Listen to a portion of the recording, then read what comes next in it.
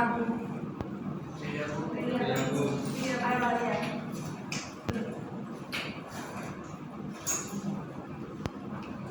Baiklah Ibu dan teman-teman sekalian, sebelum kita memulai pembelajaran, mari kita bersatu doa dan Bapa dan Putra dan Roh Kudus. Amin. Puji syukur kami panjatkan kepada Bapa sebagai keadaan kami sudah kami terima pada saat ini. Bapa, kami ingin belajar, kami memberkati kami agar pembelajaran ini dapat kami terima dengan baik. Inilah doa kami dan pengantaran Kristus Tuhan dan nama kami. Dengan Bapa dan Putra dan Roh Kudus. Amin. Masih ada. Oke.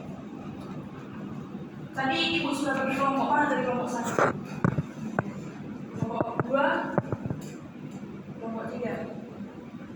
Oke, tangannya. Masih ada yang mengingat pelajaran kita pada minggu yang lalu?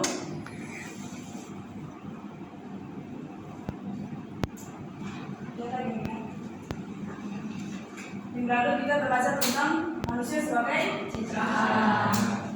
Oke, pada hari ini, apakah sudah ada yang membaca materi pada hari ini? Pada hari ini kita akan belajar tentang panggilan hidup berkeluarga.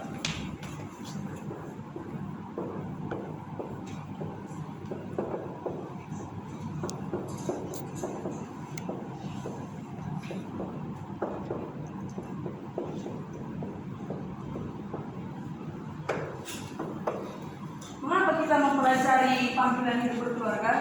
Pertama, supaya kita semua ini bisa mengetahui apa makna panggilan hidup. Karena setiap orang itu memiliki panggilan yang berbeda-beda. Seperti yang kita tahu, ada mereka yang terpanggil menjadi seorang suster atau seorang imam. Jadi kita pada hari ini akan membahas tentang panggilan hidup berkeluarga. Kita secara khusus akan mempelajari bagaimana sesungguhnya kita yang terpanggil dalam hidup berkeluarga ini harus berperan di masyarakat. Kemudian yang kedua nanti tujuan kita untuk mempelajari ini adalah bagaimana kita melaksanakan peran itu, tidak hanya mengetahuinya, tetapi melaksanakannya dalam kehidupan kita sehari-hari. Oke? Jadi sesuai dengan kelompok yang Ibu bagi tadi, Ibu akan memberikan masing-masing tugas. Silakan kelompok 1 buat lingkaran supaya karena kelompok 1 akan menonton sebuah video yang menyangkut tentang panggilan hidup berkeluarga. Jadi pakai laptop Ibu buat kelompok lingkaran supaya semua bisa melihat.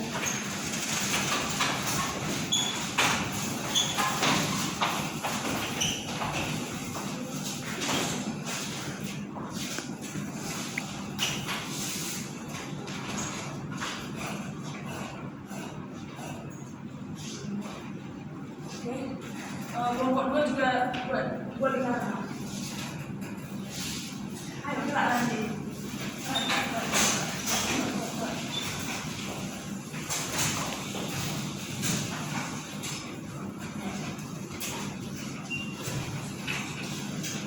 Kelompok 2 coba buka grup kita.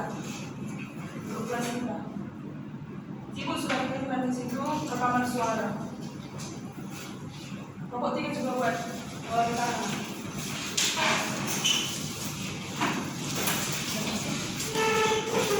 Oke, berapa? Coba dicoba.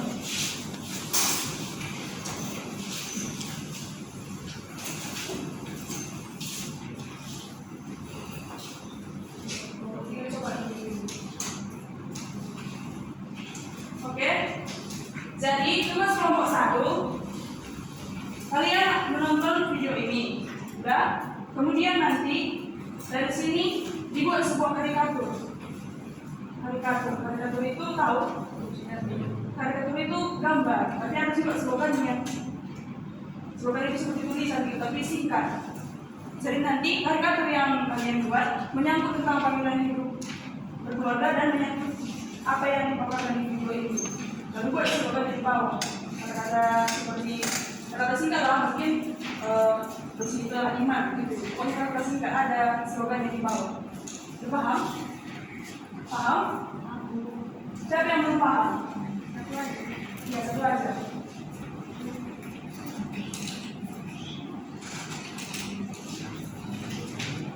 Oke. Kalian pakai kertas kalian sendiri ya. ya. Ini apa ya? Ya, sudah bisa dimulai ya. Sedih.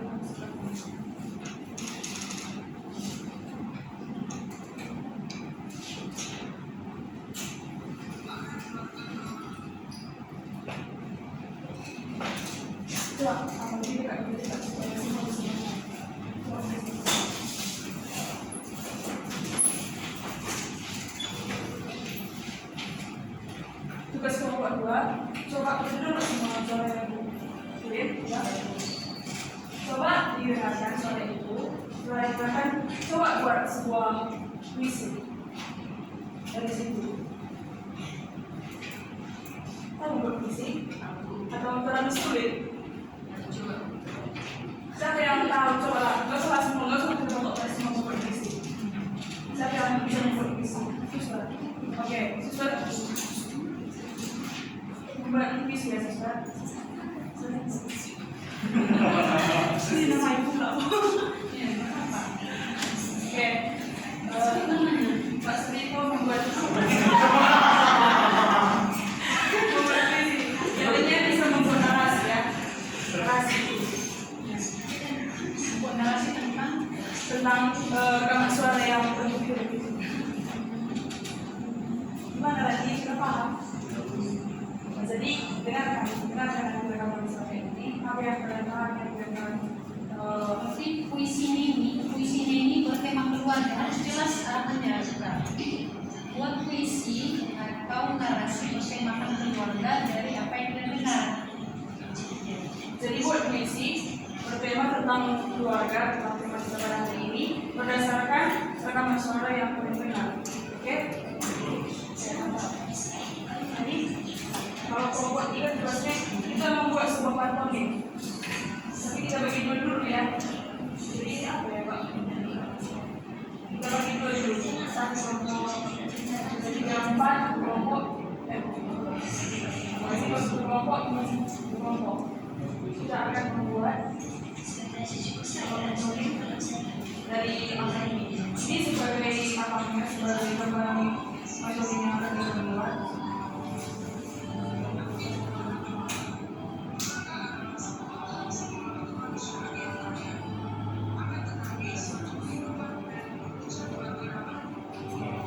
Jadi, apa yang kita lakukan itu adalah ini contoh dari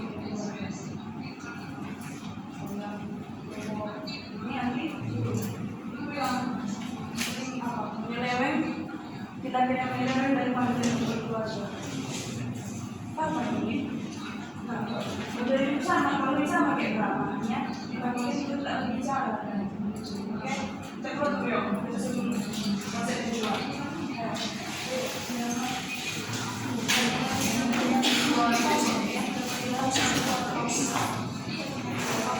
Memiliki narasi yang sini jelas. Jadi mengambil mereka itu yang nanti berolah ya.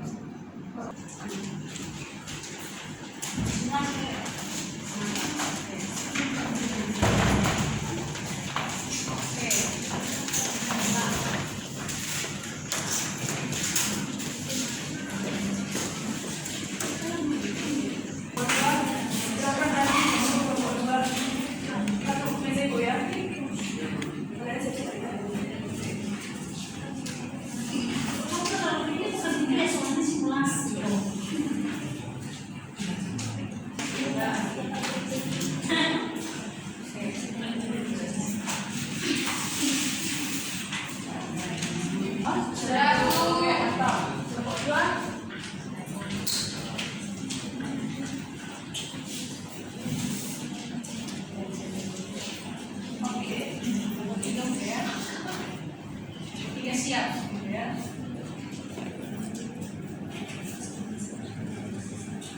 Oke, sembari ibu melihat hasil pekerjaan kalian, silakan dulu dibaca kitab sucinya.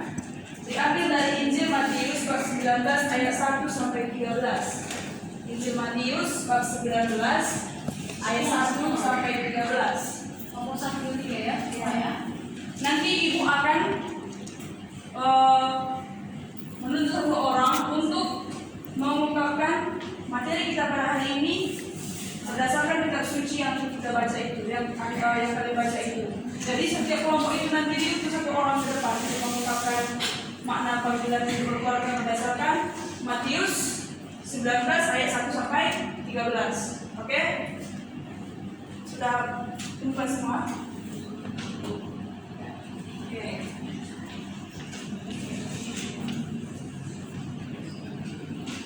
Sudah dibaca semua baca kitab sucinya? Sudah? Tentukan satu orang setiap kelompok yang akan menyampaikan makna dari kitab suci itu menyangkut panggilan berkeluarga. Coba tentukan. Kelompok satu siapa? Rafael. Oke, sekarang tentukan Rafael. Kelompok dua siapa? Bahasa itu. Oke. Kelompok tiga? Sylvia. Siapa? Sylvia. Sylvia. Satu yang ke depan. Oke, yang ditunjuk tadi oleh kelompok sekarang ke depan. Mbak Sarito, Sylvia ke depan.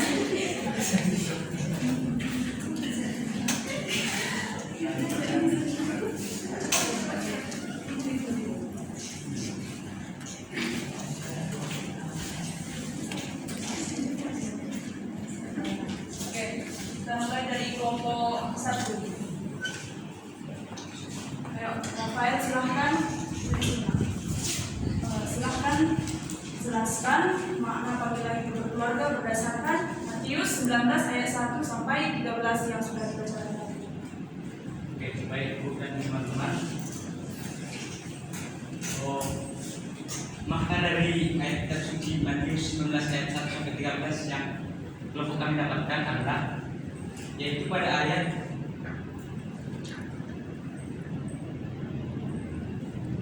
demikianlah mereka bukan lagi dua, melainkan satu. Karena itu apa yang telah dipersatukan Allah tidak boleh diceraikan manusia. Nah, dalam ayat-ayat tersebut dikatakan, dalam ayat-ayat pada Matius 19 ayat 1 sampai 13 ini dikatakan bahwa suami istri itu bukan lagi dua orang, melainkan satu orang, melainkan satu daging. Itu maksudnya adalah apabila satu orang dalam keluarga itu merasakan kesakitan, maka itu harus juga dibagikan kepada anggota keluarga yang lain seperti itu. Jadi tidak boleh ada sembunyi-sembunyikan, semuanya harus terbuka, semuanya harus menderita bersama. Dan semua yang dilakukan dalam keluarga itu, semua tindakan yang ada harus didasarkan pada firman Tuhan. Seperti itu. Oke, tepuk tangan untuk Rafael. Sekarang kelompok tiga, silahkan Sylvia.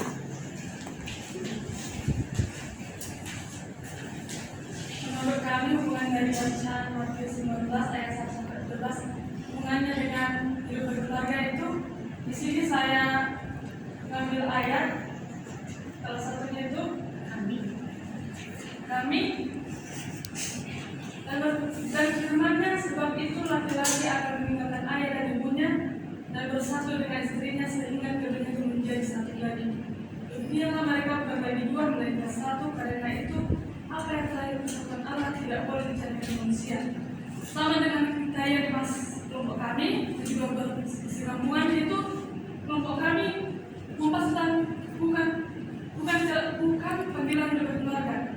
Di situ dalam keluarga itu banyak pertentangan. Keluarga suami dan anak dan istri tidak harmonis. Padahal di sini dikatakan mereka sudah menjadi satu lagi, bukan dua lagi. Mereka harus bisa menyatukan pikiran suami, anak dan istri, harus bisa saling memahami. Dan di sini juga dikatakan apa yang telah dipersatukan Allah tidak boleh diceraikan manusia. Banyak orang keluarga yang bercerai karena tidak saling memahami. Di sini juga ada pertanyaan, jika demikian apa sebabnya Musa memerintahkannya untuk memberikan surat cerai jika orang menceraikannya? Kan di Indonesia ini katanya tidak boleh bercerai, tapi kenapa ada perceraian? Maksudnya di sini bukan jadi orang Kristen lah, orang Kristen Katolik kan katanya tidak boleh bercerai, dan bercerai. Maksudnya di sini bukan kita sendiri yang memutuskan untuk bercerai, bukan Tuhan sendiri yang memerintahkannya, tapi itu kemauan dia sendiri.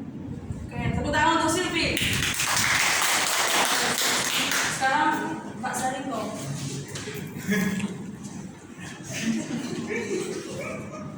Oke, sekarang kelompok 2. Baik, terima kasih Dad. Kami dari kelompok 2. Makna dari tema kita tadi, panggilan hidup berkeluarga dengan tentang sabda Tuhan tentang hidup berkeluarga itu yang dikatakan, sebab itu laki-laki akan meninggalkan ayah dan ibunya dan bersatu dengan istrinya, sehingga keduanya itu menjadi satu daging.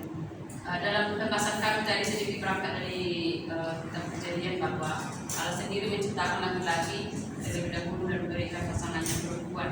Dan hubungannya juga dengan Injil Matius ini bahwa Allah sendiri mengatakan bahwa apa yang telah dipersatukan oleh Allah tidak boleh diceraikan manusia. Artinya, Oke, tepuk tangan untuk Pak Sariko. Jadi, apa yang telah diungkapkan oleh setiap kelompok tadi sudah benar. Bahwa memang panggilan hidup berkeluarga itu didasari pertama itu atas perkawinan. Jadi nggak ada keluarga tanpa ada perkawinan. Perkawinan Katolik itu seperti yang sudah diungkapkan dalam bacaan tadi, yaitu satu, tak terceraikan. Jadi dalam Katolik itu setia sampai mati seumur hidup, itulah ciri khasnya. Monogami satu, dan dia kudus karena apa yang ditetapkan oleh Allah tidak boleh diceraikan oleh manusia. Kemudian dari perkawinan akan muncul sebuah keluarga. Keluarga terdiri dari ayah, ibu, dan anak. Itu kan karakter setiap orang itu pasti berbeda. Jadi meskipun berbeda, cara pikir kita berbeda, karakter kita berbeda, justru perbedaan itu tidak harus membuat kita bertengkar dalam keluarga itu atau menjauh, tapi justru membuat kita menjadi bersatu.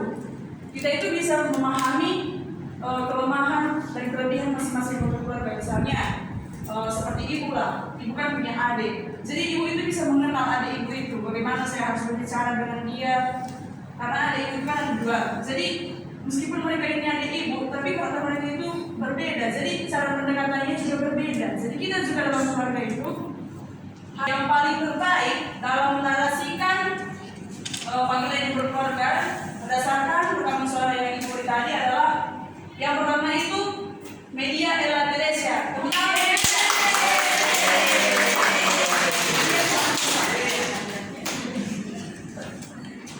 Terbalik yang kedua,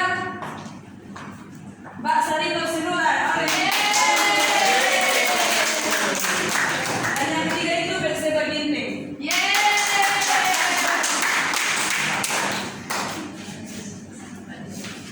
Nanti ibu buat poin. Kalau poinnya sudah mencapai 6, maka tidak akan ujian harian. Oke. Sekarang siapa yang mau presentasi duluan? Oke, kita serahkan dulu media karena dia paling terbaik ya. Silakan media. Panggilan hidup berkeluarga. Panggilan hidup berkeluarga. Panggilan hidup berkeluarga adalah sebuah panggilan dari Allah untuk berpartisipasi dalam karya keselamatan Allah. Setiap orang tua bertanggung jawab atas kehidupan keluarganya sebagai konsekuensi dari pilihan hidupnya. Keluarga adalah sebuah sekolah kemanusiaan yang kaya. Kehadiran ayah yang aktif sangat menguntungkan bagi pembinaan anak. Perawatan ibu di rumah tangga juga dibutuhkan anak. Tugas tanggung jawab suami atau bapak. Suami sebagai kepala keluarga, suami harus bisa memberi nafkah kepada keluarganya. Oke. Sekarang lanjutkan ke Mbak Sarito. keluarga. Yang paling berharga adalah keluarga. Tempat berteduh paling nyaman adalah keluarga. Puisi yang paling indah adalah keluarga. Ayah dan ibu adalah penopang keluarga, pencinta dan kedamaian. Anak-anak adalah pelengkap bagi keluarga, karena mereka adalah kebahagiaan. Oke. Arti dan makna keluarga menurut WSS artikel keluarga adalah sebuah sekolah kemanusiaan yang baik. Dalam keluarga dituntut komunikasi batin yang ikhlas dan dalam mendidik anak. Dalam mendidik anak, ayah sangat berperan penting. Dan perawatan ibu dalam rumah tangga juga sangat dibutuhkan oleh anak-anak. Ayah bertugas sebagai kepala keluarga, memberi nafkah dan juga sebagai pendidik anak-anak. Ibu juga berperan dalam keluarga yaitu memberi kasih sayang kepada anak-anak. Oke, tepuk tangan untuk kelompok. Sekarang akan membacakan karya terbaik dari kelompok 1. Karya terbaik yang ketiga diraih oleh Ida Tuto. Yang kedua itu Roy Adinta. Dan yang pertama adalah Rian Sigamiti. Oke, siapa yang bersedia untuk Rian? Jadi teman-teman, ini saya buat sesuai dengan video dan melihat referensi juga dari Google. Jadi slogannya itu keluarga bersatu dalam doa, karena tadi juga kan dalam video itu keluarga itu bersatu dalam doa. Seperti kebetulan dalam bulan Maria mereka melakukan doa rosario. Kayak saya akan buat ini tapi tak lengkap sebenarnya. Orang tua itu sebagai yang mengajak anak-anaknya seperti itu. Makanya kan orang tuanya pegang tangan gitu, lalu anak-anaknya berdoa di tengah-tengah. Itu. Jadi sama kayak yang tadi, orang tua yang ngajak, yang kayak memeluk seperti itu, lalu ikutlah anaknya berdoa seperti itu. Terima kasih. Oke, kita untuk dia. Oke, selanjutnya Azra. Baik. Slogan saya yaitu keluarga adalah gereja kecil.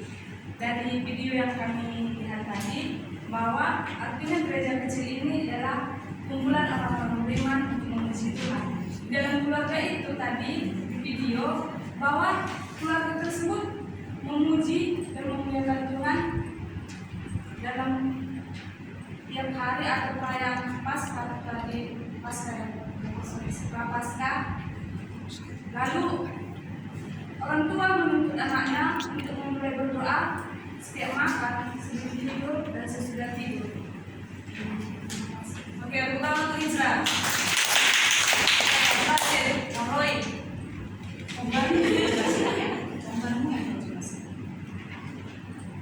Di sini saya ambil slogannya keluarga adalah bentuk kasih Allah. Di sini saya tunjukkan ada laki-laki sama perempuan mau menikah masuk ke gereja. ada salib-salibnya di atas. Di sini hubungannya sama tadi panggilan berkeluarga. Untuk membangun terpanggil menjadi keluarga itu harus menikah dulu seperti kata ibu tadi. Kita harus menikah dulu. Jadi saya buat dulu menikah dulu di anak yang belum ada. Saya buat menikah dulu baru nanti timbul keluarga. Setelah mereka menikah jadi keluarga. Tadi dari video yang kami tonton dari kelompok ditunjukkan keluarga itu merupakan bentuk kasih Allah, karena menurut saya sendiri dalam keluarga itu ditunjukkan bagaimana sifat saling mencintai, saling mengasihi. Itu merupakan bentuk-bentuk dari kasih Allah terhadap kita. Oke, kita untuk Roy. Oke, sekarang kita akan menampilkan karya dari kelompok 3. Kelompok 1 gitu, ayo. Mana kelompok 1 tadi?